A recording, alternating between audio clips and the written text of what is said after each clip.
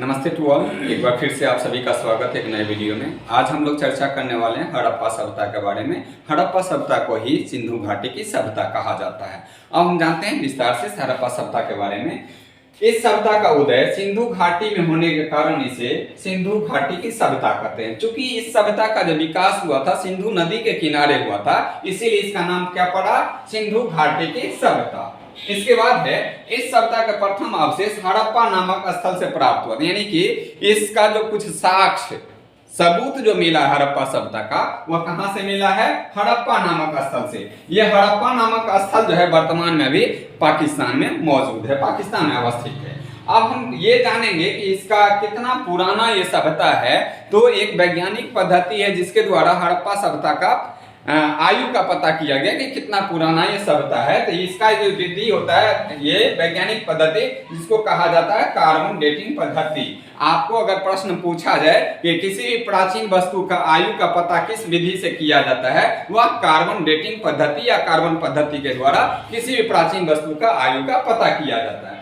अब अगर carbon dating पद्धति के द्वारा वैज्ञानिकों ने जब खोज किया, पता किया ये हड़प्पा सभ्यता आखिर है कितना पुराना, ये पता चला कि ये 2500 ईसा पूर्व से लेकर के 1750 ईसा पूर्व के बीच का था ये।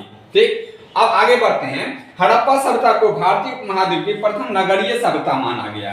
पर भारतीय उपमहाद्वीप में यह ऐसा सभ्यता था जो कि नगरीय सभ्यता था, यानी ग्रामीण सभ्यता नहीं। यानी लोग जो यहाँ का जीवन जीते थे वो किस प्रकार का जीवन जीते थे, शहरी जीवन जीते थे। आगे बढ़ते हैं हम लोग।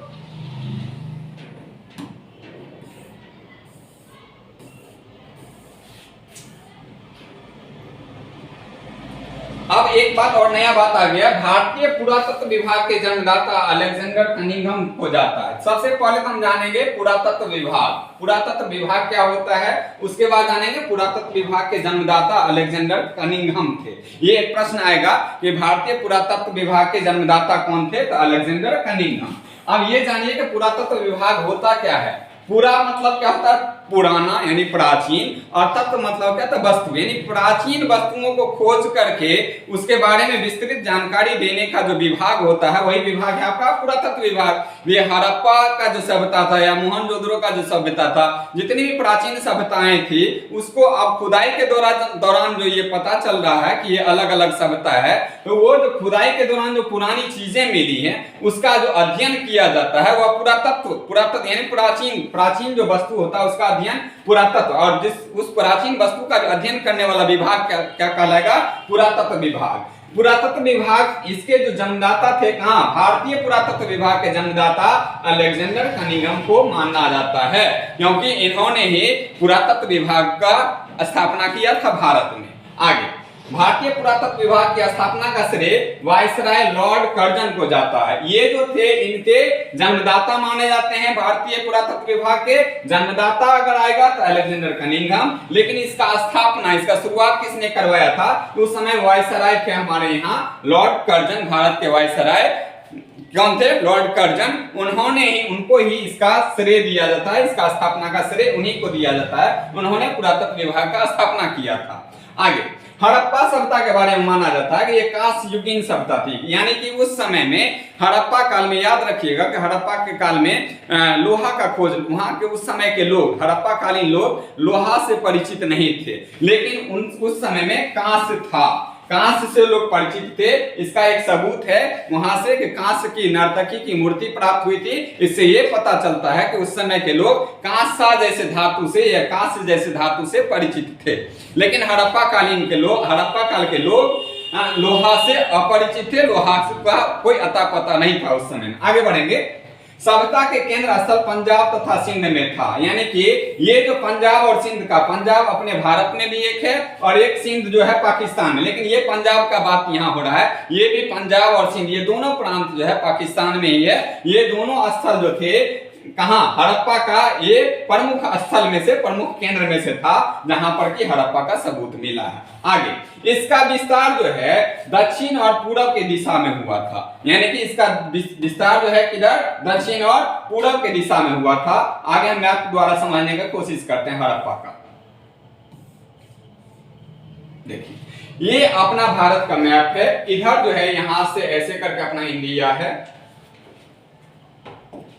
ये हो गया आपका इंडिया, इधर इंडिया, और इंडिया इधर का जो हिस्सा है ये हिस्सा क्या आपका पाकिस्तान, ठीक। और हड़प्पा का जो विस्तार हुआ था कहाँ हुआ था, हड़प्पा का जो विस्तार यहाँ ये जो सिंधु नदी के किनारे, सिंधु नदी का इस प्रकार से सिंधु नदी ऐसे करके यहाँ उद्गम स्थल है सिंधु नदी का हिमालय के क्षेत्र से में, और यहाँ से निकलते हुए ऐसे इधर इधर जो है इधर सिंधु नदी ऐसे करके आई है सिंधु नदी। और ये देखिए सिंधु नदी के आसपास का क्षेत्र, सिंधु नदी, ये सिंधु नदी गई हुई है, सिंधु नदी ऐसे करके ये इसका उद्गम स्थल यहाँ पर है, यहाँ से सिंधु नदी की उत्पत्ति होती है। और यहाँ सिंधु नदी के आसपास का जो क्षेत्र, ये देखिए ये क्षेत्र सिंधु नदी के आसपास, ये सिंधु नदी के आसपास सिंधु नदी, यानी अधिकांश जो था क्षेत्र ये सिंधु नदी के आसपास का था। इसका जो फैलाव था पाकिस्तान के सिंध और प्रांत, सिंध और पंजाब में, ठीक। देखिए प्रमुख स्थल है यहाँ मैप से जानते हैं, ये आपका है हड़प्पा, ये आपका मेहरगढ़ है, ये मोहनजोदड़ो है, ठीक। और ये चामुंडरो यहाँ पर आकर के गुजरात में, अपना गुजरात में है ये लोथल। अलग अलग हिस्से में अलग अलग सभ्यता का विकास हुआ था। ये सारा का सारा जो है ये स्थल हड़प्पा कालीन स्थल ही है, और इसको त्रिभुजाकार माना गया है, इसको त्रिभुज के आकार का माना गया है, यानी त्रिभुजाकार है। प्रश्न आता है कि हड़प्पा कालीन सभ्यता जो थी किस आकार का, तो आप लोग सीधे जवाब दीजिएगा ये कैसा था, ये त्रिभुजाकार था, ठीक। आप देखिए इसका फैलाव कहां से कहां तक था, इसका फैलाव उत्तर में चले जाइए तो जम्मू कश्मीर, उत्तर में आ जाइए, उत्तर में तो ये आपका हो गया जम्मू कश्मीर का हिस्सा, उत्तर में जम्मू कश्मीर का हिस्सा, ये जम्मू कश्मीर से यहाँ से शुरू होता है, और इसका जो फैलाव था नर्मदा नदी के मुहाने तक। नर्मदा नदी जो आपका यहाँ से शुरू होता है, और इसका इधर मध्य प्रदेश के तरफ, मध्य प्रदेश के अमरकंटक से, मध्य प्रदेश के अमरकंटक से नर्मदा नदी की उत्पत्ति होती है, उद्गम स्थल। नर्मदा नदी का उद्गम स्थल मध्य प्रदेश का अमरकंटक नामक स्थल है, जहां से नर्मदा नदी की उत्पत्ति होती है। तो इसका जो है आपका फैलाव ये यहां से लेकर के नर्मदा नदी के मुहाने से लेकर के आगे तक ये फैला हुआ था, ठीक है। बढ़ते हैं आगे।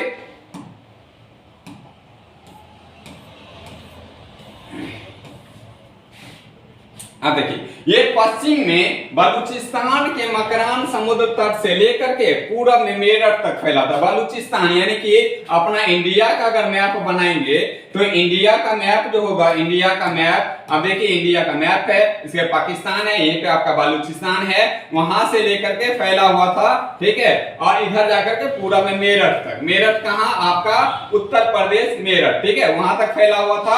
आगे जानेंगे यह संपूर्ण क्षेत्र आपको पहले बता दिए कि संपूर्ण क्षेत्र जो था कैसा था, त्रिभुजाकार था, यानी त्रिभुज के आकार का था, ठीक। आगे बात करेंगे इसमें इसका दो नगर बहुत ही ज्यादा महत्वपूर्ण था। कौन कौन नगर, पहला है पंजाब का हड़प्पा और दूसरा सिंध का आपको मोहनजोदड़ो, मोहनजोदड़ो। ये दो नगर जो था बहुत ही ज्यादा प्रसिद्ध था।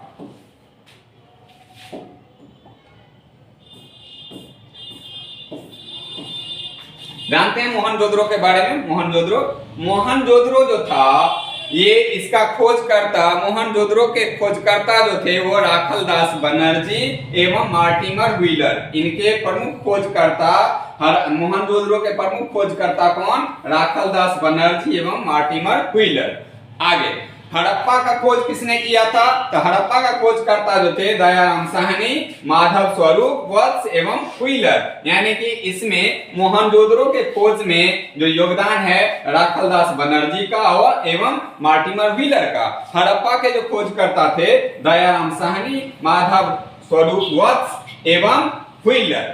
आगे बात करेंगे ये हड़प्पा सभ्यता का क्या खासियत था, ये था क्या, इसमें यह हड़प्पा कालीन नगर का हम चर्चा करेंगे। हड़प्पा कालीन नगर या नगर विन्यास पद्धति किस प्रकार से था, तो यह जल पद्धति पर आधारित, यानी कि जल निकासी का बहुत ही बेहतर, देख रहे हैं आप लोग, ईंट, पक्की ईंट का यहाँ पर बनाया गया है नाली, जिससे क्या होता था जल निकासी की प्रबंध प्रबंध था, जल निकासी का व्यवस्था किया था, यानी कि पानी। और इसका खास नालियां जो होता था, नगर में आयताकार या वर्गाकार चौड़ी नालियां होती थी जो एक दूसरे को समकोण पर काटती थी। नालियां जो बनती, नालियों का जो ये होता था, स्ट्रक्चर होता था, या तो आयताकार होता था नाली, या तो आयताकार, या फिर होता था आपका वर्गाकार। ये नाली था इस प्रकार से, और ये इस प्रकार से नाली का व्यवस्था था। ये एक दूसरे को जो था समकोण पर काटता था। नाली या तो आयताकार होते थे या वर्गाकार। ये महत्वपूर्ण प्रश्न है, टॉपिक है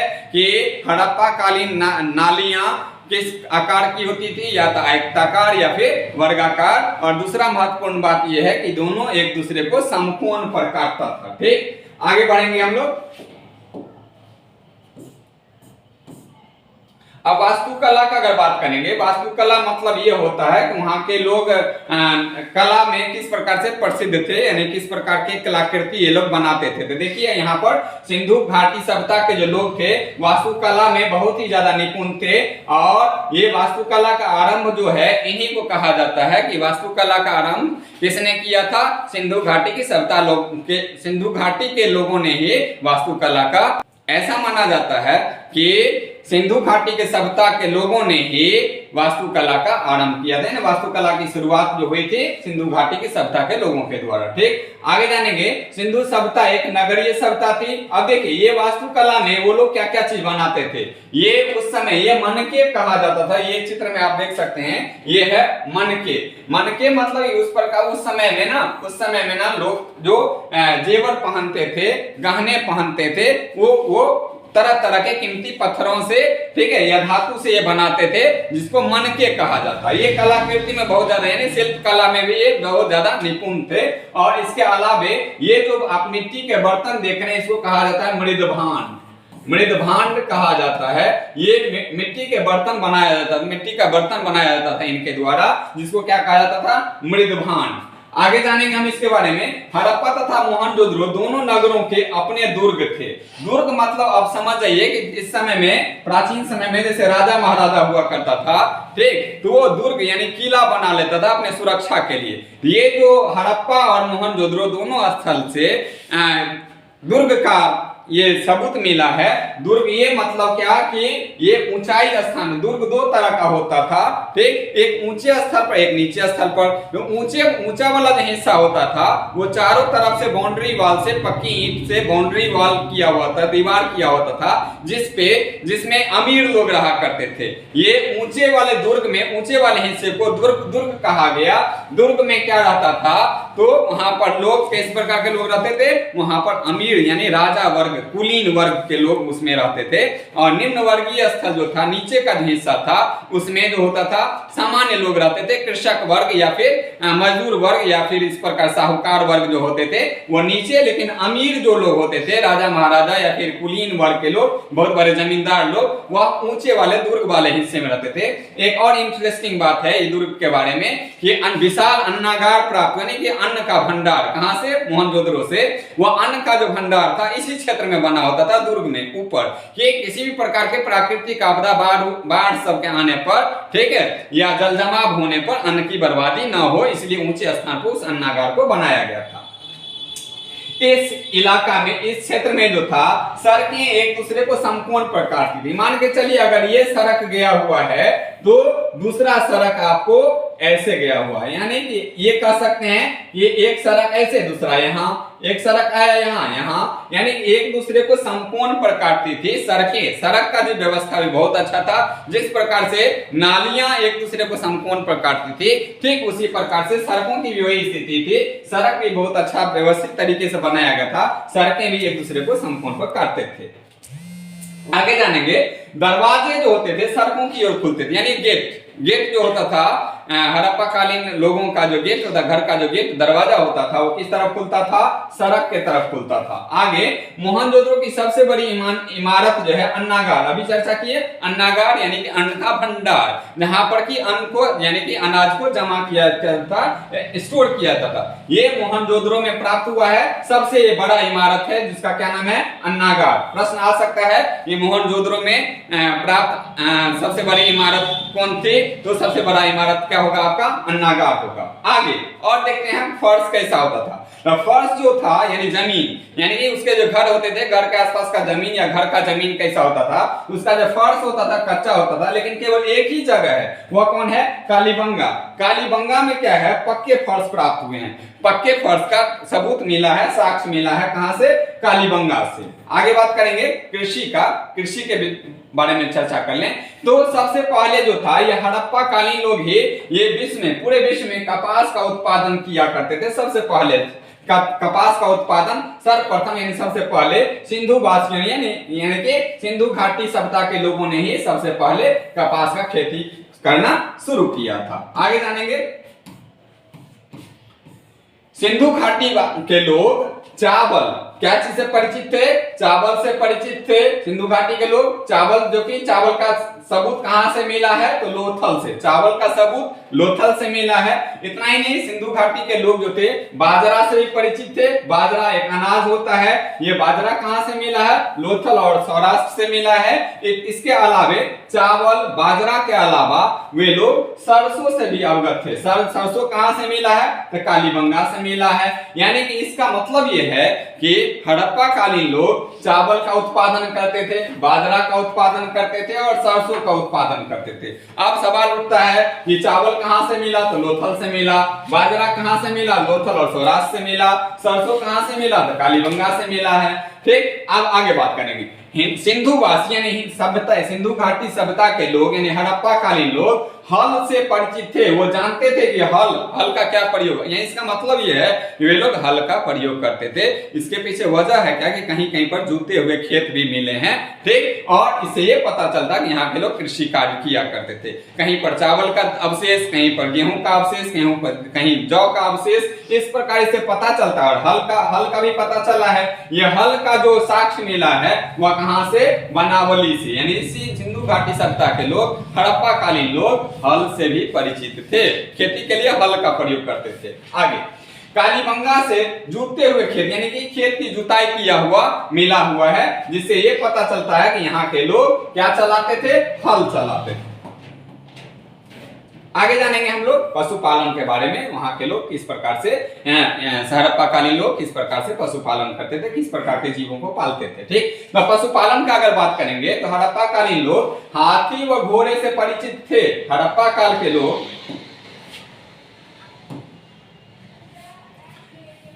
पशुपालन का अगर बात करें तो हड़प्पा काल के लोग पशुपालन करते थे। और पशुपालन के रूप में, पशुपालन में ये लोग खास करके हाथी और घोड़े से परिचित थे। हाथी और घोड़ा जानते थे कि हाथी होता है जानवर, घोड़ा होता है जानवर, लेकिन इसको ये पालतू बनाने में कामयाब नहीं हो पाए थे। नहीं, हाथी और घोड़ा को ये पालतू नहीं बना पाए थे। आगे घोड़ा का जो साक्ष्य मिला है, सबूत जो मिला है, वो कहां से, सुरकोटदा से मिला है। क्यों, कैसे पता चला कि ये घोड़ा का ही है, घोड़ा ही होगा यहाँ, क्योंकि उसका अस्थि पंजर यानी कि उसकी हड्डियां मिली है। ठीक, घोड़े का हड्डियां प्राप्त हुआ है कहां से, सुरकोटदा से। इससे ये पता चलता है कि वहां के लोग घोड़ा से भी परिचित थे, घोड़ा और हाथी से परिचित थे, लेकिन सही मायने में वो कभी उसको पालतू न बना पाए थे, नहीं बना पाए थे। आगे हम लोग चर्चा करेंगे व्यापार एवं वाणिज्य के बारे में कि किस प्रकार से व्यापार करते थे, उन लोगों का उद्योग धंधा कैसा था। ठीक, तो सिंधु सभ्यता में मुद्रा का प्रचलन नहीं था। मुद्रा मतलब रुपया पैसा, रुपया पैसा का कोई चलन नहीं था। हाँ, क्रय विक्रय वस्तु विनिमय पर आधारित था, यानी कि बार्टरिंग सिस्टम। ये क्रय विक्रय यानी खरीद बिक्री जो होता था, क्या किया लोग, एक वस्तु दिया उसके बदले में दूसरा वस्तु ले लिया। ठीक है, गेहूं दिया उसके बदले में चावल ले लिया, चावल दिया उसके बदले में जौ ले लिया। ठीक, आवश्यकता की जितनी भी वस्तुएं होती थी अदला बदली होता था, एक वस्तु दिया उसके बदले में दूसरा वस्तु ले लिया। यानी कि वहां पर मुद्रा नाम का कोई, रुपया पैसा नाम का कोई चीज नहीं था। क्या था, तो क्रय विक्रय जो होता था किस पर, वस्तु विनिमय पर आधारित था। यानी कि अदला बदली, समान वस्तु का आदान प्रदान, अदला बदली होता था। एक वस्तु दिया उसके बदले में दूसरा वस्तु ले लिया। आगे सिंधु सभ्यता के लोग अन्य सभ्यता के लोगों के साथ व्यापार करते थे। यानी कि सिंधु घाटी सभ्यता के जो लोग थे, हड़प्पा कालीन जो लोग थे, वह दूर दूर तक व्यापार करने के लिए जाते थे। इसका भी साक्ष्य प्राप्त हुआ। ठीक, बढ़ते आगे। धार्मिक जीवन कैसा था, यानी कि उन लोगों के का जो जीवन शैली में धार्मिक स्थिति कैसी थी। तो हड़प्पा सभ्यता के लोग मंदिर से का कोई अवशेष नहीं मिला है, यानी कि वहां पर कोई मंदिर का कोई भी निशान या कोई भी साक्ष्य या सबूत नहीं प्राप्त। इसका मतलब यह है क्या कि वो मंदिर में पूजा नहीं किया करते थे। ये लोग हड़प्पा कालीन जो लोग थे, खास करके ये लोग प्रकृति प्रेमी थे, यानी प्रकृति की पूजा करते थे। हड़प्पा सभ्यता से एक स्वास्तिक चिन्ह वाला मोहर प्राप्त हुआ है। मोहर का मतलब क्या होता है? मोहर मतलब सिक्का। ये उस समय ये प्राचीन सिक्का है, हड़प्पा काल का सिक्का है। इस पर स्वास्तिक का चित्र बना हुआ है इस मोहर पर। मोहर मतलब एक सिक्का। हड़प्पा सभ्यता में मुख्य रूप से कुबर वाले सांड की पूजा होती थी। और आगे जानेंगे, हड़प्पा सभ्यता में वृक्ष पूजा के साक्ष्य भी मिले हैं। पीपल बबूल की पूजा होती थी। आपको पहले ही बता दिए कि हड़प्पा काल के लोग प्रकृति प्रेमी थे। ये लोग प्रकृति की पूजा करते थे, इसीलिए यहाँ पर ये लोग वृक्ष की पूजा किया करते थे। आगे, सिंधु घाटी सभ्यता के जो लोग जो थे वह भूत प्रेत में विश्वास करते थे। सिंधु घाटी के सभ्यता के लोग भूत प्रेत में विश्वास रखते थे और पुनर्जन्म में भी विश्वास रखते थे, यानी कि वो लोग थोड़ा ये अंधविश्वासी टाइप के आदमी थे। यहाँ के लोग अंधविश्वास में ज्यादा ही रहते थे, ठीक, इसलिए ये लोग भूत प्रेत को भी मानते थे और पुनर्जन्म में भी ये भरोसा विश्वास करते थे। आगे बात करेंगे हम लोग यहाँ पर जो अंत्येष्टि होता था किस प्रकार से, यानी अंतिम संस्कार, मृत्यु के बाद अंतिम संस्कार कैसे किया जाता था। मृत्यु के बाद अंतिम संस्कार 3 तरीके से होता था। एक तो होता था पूर्ण समाधिकरण, यानी पूर्ण रूप से उसका समाधिकरण हो जाता था। दूसरा है आंशिक समाधिकरण और तीसरा आपका है दाह संस्कार। यानी 3 तरीके से समाधिकरण, पूर्ण समाधिकरण, आंशिक समाधिकरण और दाह संस्कार, 3 तरीके से क्या किया जाता था? अंत्येष्टि यानी अंतिम संस्कार 3 तरीके से होता था। पूर्ण समाधिकरण, आंशिक समाधिकरण और दाह संस्कार। आगे, लोथल से युगल सावधान का साक्ष्य मिला है। इस चित्र में आप देख सकते हैं कि 2 शव को एक साथ यहाँ पर दफनाया गया है। 2 शव को इससे ये पता चलता है कि हो न हो वहां पर कहीं न कहीं सती प्रथा का भी कोई न अंश रहा हो, ठीक है, जिस कारण से ये दोनों को एक साथ दफनाया गया है। ये अंदाजा लगाया गया है ये क्योंकि एक साथ 2 शव का साक्ष्य मिला है।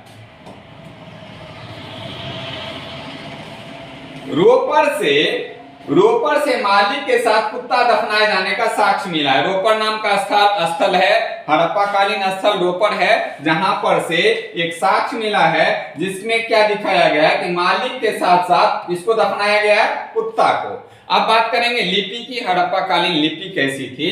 तो सिंधु लिपि के बारे में सर्वप्रथम विचार करने वाला व्यक्ति अलेक्जेंडर कनिंघम थे, यानी कि सिंधु घाटी के सभ्यता का जो लिपि के बारे में चर्चा किए, लिपि का जो अध्ययन किए, लिपि के बारे में जो बताए, वो कौन थे? Alexander Cunningham. सिंधु लिपि को पढ़ने का प्रयास किसने किया था? L.A. वेंडल ने। और सबसे पहले सिंधु लिपि के बारे में विचार किसने किया, यानी खोज किसने किया? अलेक्जेंडर कनिंघम ने। अब आगे जानेंगे कि सिंधु घाटी सभ्यता का लिपि कैसा था। सिंधु घाटी का सभ्यता का जो लिपि था वो भाव चित्रात्मक था। भाव चित्रात्मक का मतलब होता है क्या कि चित्र के माध्यम से कोई बात को रखा जाता था, कोई भी बात को चित्र के माध्यम से रखा जाता था, हाँ, ना कि कोई लिपि थी, कोई खास लिपि नहीं थी। और आगे लिपि में खास करके चित्र था, भाव चित्रात्मक था, इसलिए इस लिपि में क्या क्या चीज था? मछली, चिड़िया और मानव की आकृति, ये सब चिन्ह मिला है उस लिपि में। आगे सिंधु लिपि जो था दाएं से बाएं लिखी जाती थी, यानी उल्टा, दाहिने से बाएं तरफ, न कि बाएं से दाएं। सिंधु लिपि जो था ये दाहिना से बायां तरफ लिखा जाता था या पढ़ा जाता था। आगे जानेंगे मापतोल।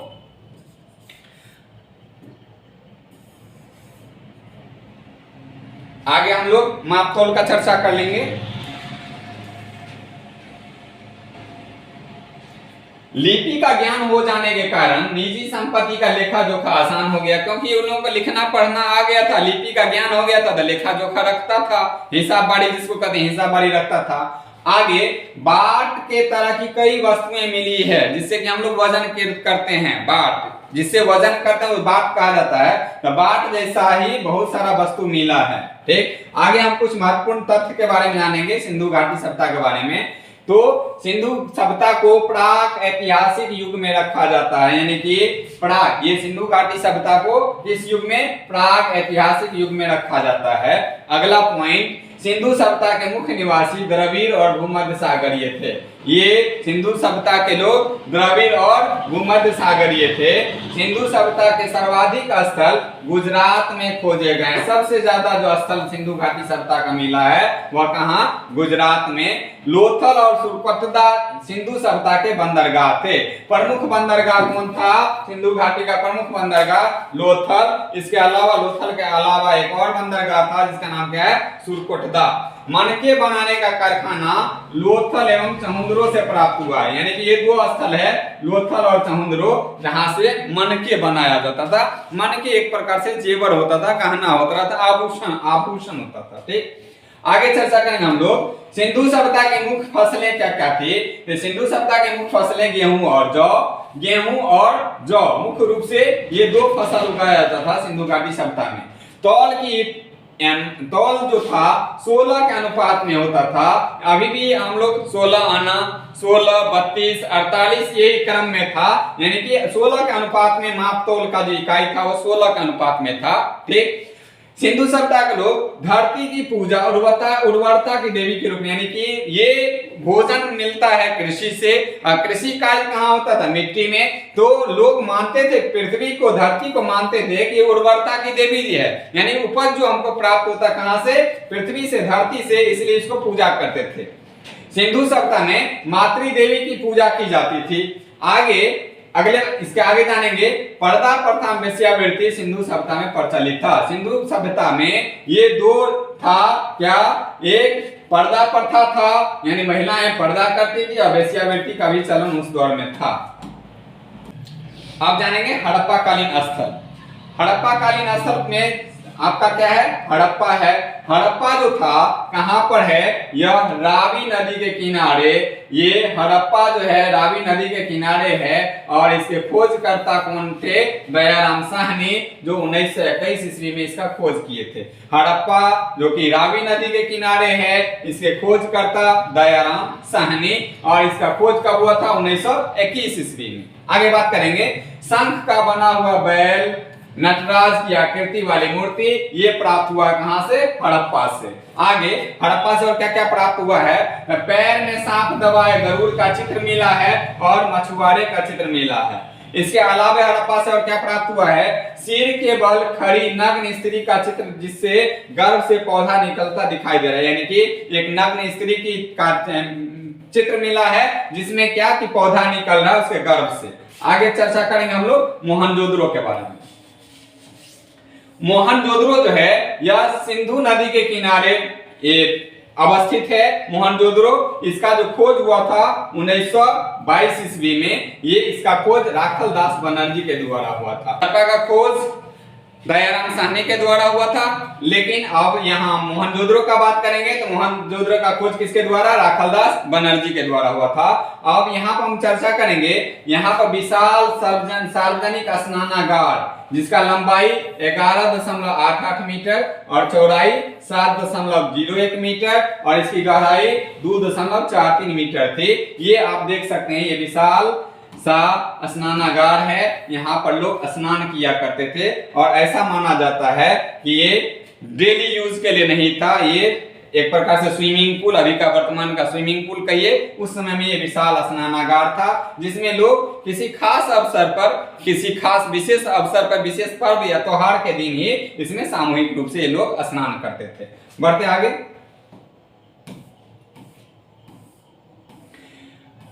हड़प्पा कालीन जो था, घर जो होता था पक्की ईंटों से बना होता था। हड़प्पा कालीन जो घर जो होता था पक्की ईंटों का बना होता था और वहां से सीढ़ी का भी साक्ष्य मिला है, ये पक्की ईंटों का सीढ़ी बना हुआ होता था। ठीक, आगे चर्चा करेंगे। ये सीढ़ी जो होता था पक्की ईंटों का बना हुआ था। परिवेश हड़प्पा कालीन सभ्यता के प्रवेश द्वार पर गली में एक कांसे की नर्तकी की मूर्ति मिली है। देखिए ये नर्तकी की मूर्ति है, ये सिर्फ 4 इंच की मूर्ति है, मात्र 4 इंच छोटी मूर्ति है और इसका नक्काशी देखिए बहुत ही बेहतर तरीके से किया गया है। ये हाथ में चूड़ी पहनाया गया है, ठीक, गर्दन में यहाँ पर एक बहुत ही अच्छा सुंदर सा आभूषण पहनाया गया है। ये 4 इंच की मूर्ति है, बहुत ही सुंदर बेहतर, ये कांस्य की बनी हुई मूर्ति है और यही मूर्ति से पता चला कि उस समय में कांस्य का खोज हो चुका था, वहां के लोग कांस्य से परिचित थे, यानी कांस्य का इस्तेमाल करते थे, कांसा का इस्तेमाल वे लोग करते थे। आगे एक श्रृंगी पशु आकृति वाली मोहर प्राप्त, यानी एक ऐसा मोहर प्राप्त हुआ है, एक ऐसा मोहर प्राप्त हुआ है जिस पर से एक सींग वाले जानवर का चित्र अंकित है। आगे बात करेंगे अब लोथल के बारे में। लोथल जो है वह भगवा नदी के किनारे गुजरात में स्थित है। लोथल कौन नदी के किनारे? भोगवा नदी के किनारे। लोथल जो है भोगवा नदी के किनारे कहाँ? गुजरात में अवस्थित है। आगे गोदीवाड़ा से चावल एवं बाजरा के साक्ष्य मिले हैं। चावल और बाजरा का साक्ष्य कहाँ से? गोदीवाड़ा से। दो मुंह वाले राक्षस के अंकन वाली मुद्रा भी प्राप्त हुआ है लोथल से। आगे जानेंगे हम लोग पंचतंत्र की चालाक लोमड़ी। पंचतंत्र की कहानी आप लोग पढ़े होइएगा, उस समय चालाक लोमड़ी का उसमें जिक्र है कि इसका भी अंकन प्राप्त हुआ है, नहीं उसका भी साक्ष्य प्राप्त हुआ है। इसके अलावे ऐसा मुद्रा मिला है, उस मुद्रा पर क्या क्या चीज अंकित है? उस पर बत्तख अंकित है, बारहसिंगा, गोरिल्ला, ये सब चित्र उस मुद्रा पर प्राप्त हुआ है, मिला है। आगे बात करेंगे कालीबंगा का। ये कालीबंगा जो है घाघर नदी के किनारे राजस्थान में स्थित है। यह घाघर नदी के किनारे है, कहां पर? ये वर्तमान में ये राजस्थान में अवस्थित है। ठीक, आगे चर्चा करेंगे ये कालीबंगा का अर्थ क्या होता है। कालीबंगा मतलब क्या होता है? काली चूड़ियां। कालीबंगा मतलब काली चूड़ियां। यहां से कालीबंगा से जोते हुए, दोहरे जोते हुए खेत के साक्ष्य मिले हैं, यानी कि डबल, एक ऐसे करके जुताई हुआ है और फिर ऐसे ऐसे करके जुताई हुआ है, यानी कि दोहरे जोते हुए खेत के निशान मिले हैं। कहां से? कालीबंगा से। आगे बात करेंगे, यह नगर 2 भागों में विभाजित है और दोनों भाग सुरक्षा दीवार से घिरा हुआ था। ये कालीबंगा जो था ये एक ऐसा नगर था जो 2 भागों में विभाजित था और दोनों भाग में क्या था? बाउंड्री वॉल किया हुआ था। आगे बात करेंगे, यहां से अलंकृत ईंटों, अलंकृत फर्श, अलंकृत ईंट, अलंकृत फर्श के साक्ष्य प्राप्त हुए हैं। इसके अलावे यहां से ईंटों से निर्मित चबूतरे पर 7 अग्निकुंड प्राप्त हुआ है, यानी कि एक चबूतरा बना हुआ है। क्या चीज से चबूतरा बना है? ईंट से बना हुआ है। ईंट से बने हुए चबूतरे पर 7 अग्निकुंड प्राप्त हुए हैं, जिसमें क्या मिला? राख एवं पशुओं की हड्डियां प्राप्त हुई हैं। आगे बात करेंगे, यहां से कपास की खेती के साक्ष्य मिले हैं। आपको पहले ही बता दिए कि हड़प्पा सभ्यता के लोग कपास की खेती से परिचित थे और ये पहला ही ऐसा विश्व का सबसे प्राचीन सभ्यता है जहां पर सबसे पहले कपास की खेती शुरू हुई थी। आगे जले हुए चावल के साक्ष्य प्राप्त हुए हैं। इसके अलावे युगल समाधि, यानी कि 2 लाश को, 2 शव को एक साथ दफनाया गया था। आगे बात करेंगे चहुंदरों के बारे में। चहुंदरों से मनके बनाने का कारखाना प्राप्त हुआ। मनके बता दें फिर से एक बार, ये मनके क्या होता है? मनके एक प्रकार का आभूषण होता है। मनके एक प्रकार का क्या होता है? आभूषण होता है। आप इसको चित्र के माध्यम से देख सकते हैं। यही है मनके, तरह तरह का आभूषण वहां पर बनाया जाता था, कीमती पत्थर से, कीमती धातु से।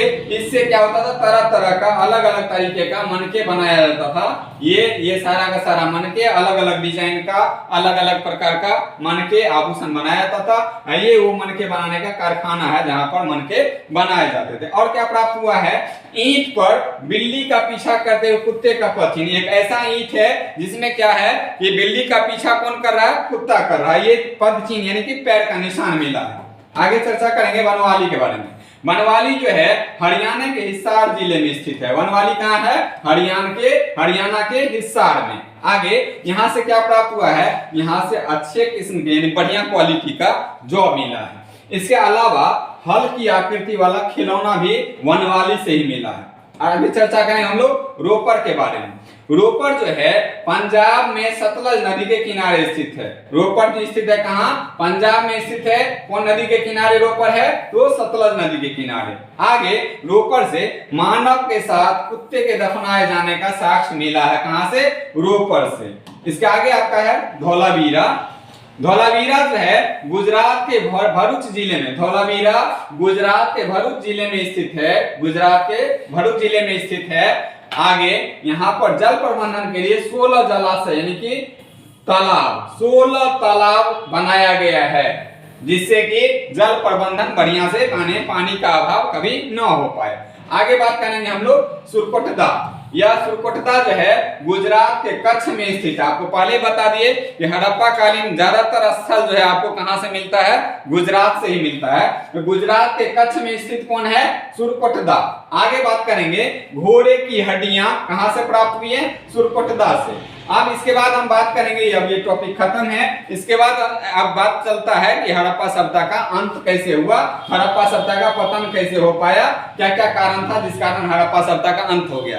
तो हड़प्पा सभ्यता का अंत के बारे में बहुत सारी कहानियां हैं। ऐसा माना जा रहा है कि बहुत ज्यादा बेजोड़ बहुत बड़ा भूकंप आया होगा, या बहुत प्रलयकारी बाढ़ आया होगा, या बहुत बड़ा अकाल पड़ गया होगा। यानी कोई ऐसा खास कारण नहीं बताया गया किसी इतिहासकार के द्वारा कि किस कारण से हड़प्पा सभ्यता का पतन या अंत हुआ था। यानी बहुत सारी कहानियां हैं। ठीक है, आशा करते हैं आप लोगों को हड़प्पा सभ्यता बहुत अच्छे से समझ में आ गया होगा। फिर हम मिलते हैं नेक्स्ट वीडियो में अगले टॉपिक को लेकर के। धन्यवाद।